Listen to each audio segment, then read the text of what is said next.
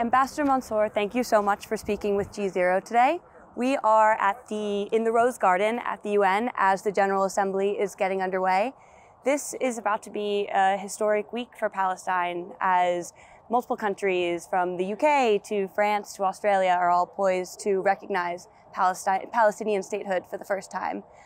Why do you think these countries are acting now, and why does that recognition matter? Well, first of all, thank you for having me. Of course, the Rose Garden, brings nice memories because here, about 10, 12 years ago, we raised the flag of the state of Palestine when we changed our status to an observer state. So it's always good to be in this lovely day in the Rose Garden. Now, why it is happening now? Because of the genocide in Gaza Strip. I think that the genocide and the fact that the international community did not succeed to stop it almost after 2 years is applying tremendous pressure on so many nations. And millions in many nations are pressuring their governments to do more in order to stop the genocide and in order to recognize the legitimate national rights of the Palestinian people to self-determination, to statehood, and the right of the refugees. Because of all these factors together, a number of countries like the ones that you mentioned, France, UK, and others, felt that this is the least that they can do to invest in peace, in the two-state solution, and in stopping this genocide. But as this historic moment is unfolding, to my understanding, you might be one of the only Palestinian representatives here to witness it, because the rest of the Palestinian delegation, including President Abbas, had their visas denied by the Trump administration. Yes. How might that affect proceedings? It's very unfortunate. It's violation of the headquarters agreement, especially Section 11, which it indicates very clearly, regardless of what the United States think, agree, or disagree with any state or invitees to the UN, should not deny them visas to come and participate.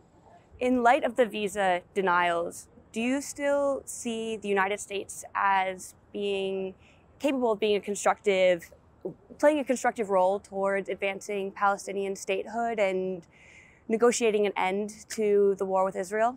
We and almost all other states at the United Nations hoping that the US administration to go along with this massive global consensus in favor of justice, peace, and the two-state solution. And we sincerely hope that sooner than later, that the US administration to join this global consensus. The Trump administration cited as their reasoning for denying the visas that the Palestinian Authority was undermining the peace process by not living up to commitments and circumventing the negotiations by appealing to international organizations like the International Criminal Court, the ICC.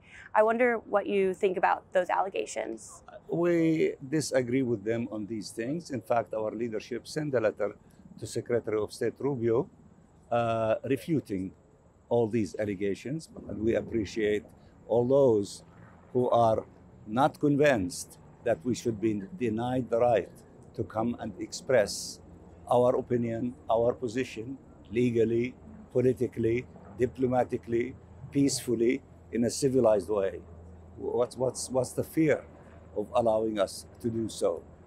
But if the administration is upset with a number of states for recognizing the state of Palestine, then they should go and discuss these issues with the countries which might reach the 160 of them recognizing the state of Palestine and accepting the formula of a two-state solution.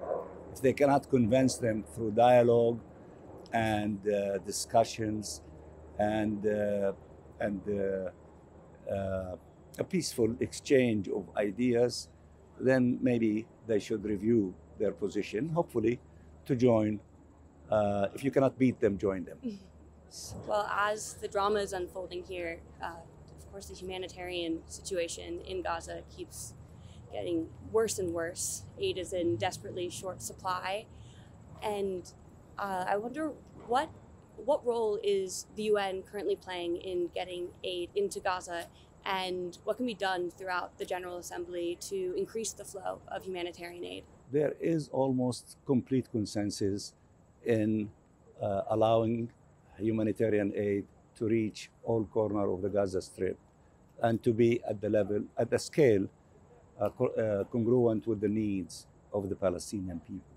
The UN is playing a remarkable role, principled role, brave role, led by the Secretary General and other senior officials of the UN, and a huge army of humanitarians who serve under the flag of the United Nations. Many of them, hundreds of them, especially staff of UNRWA, lost their lives while trying to save the life of others. The peace talks between Hamas and Israel have seemed to stall, and I wonder if you expect to see progress this week and what it would take to get both sides to get closer to coming to a resolution.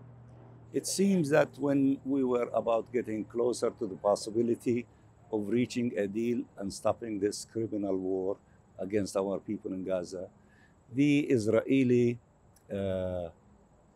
criminal leaders, they tried to flip the table by even attacking Doha, the capital of Qatar, which is a mediator.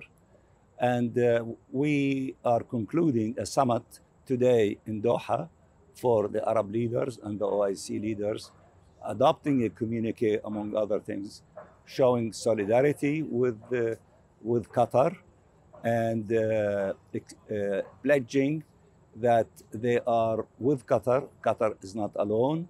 And Qatar, through the statement of the Emir of Qatar in the conference just only maybe a couple hours ago, indicated that they will continue with the effort of mediation and they want to help to bring this war to an end. The meeting's taking place because Israel carried out a strike on Hamas leaders that were located in Doha. I wonder if you had a message for Hamas leadership right now, what would it be? Well, Hamas demonstrated before the attack, they were meeting to discuss the offer put on the table by the United States of America. So instead of allowing them to finish the deliberation and to announce their position, the Israeli belligerent violators of the Charter of the United Nations and the respect of the unity and territorial integrity and safety of states, they go and violate that, attempting to kill the leaders who were deliberating. And so therefore, the one that is not allowing for agreement on proposals, including proposal put on the table by President Trump, is the Israeli side.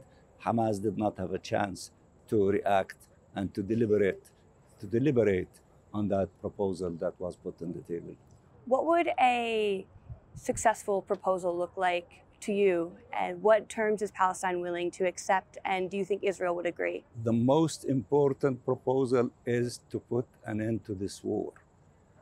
The continuation of the war, it cost us 100 precious lives of Palestinians in Gaza. Most of them are children, women, and vulnerable people, killed every day and hundreds injured. Ceasefire saves lives and potentially allows for the release of the hostages. But the continuation of the war takes lives and threatens the lives of the hostages, so that the choice is in the Israeli hands. If they are truly interested in the release of their hostages, and of course for us, we are interested in the release of hundreds, maybe thousands of Palestinian prisoners to join their loved ones, as the Israeli hostages to join their loved ones, what is required is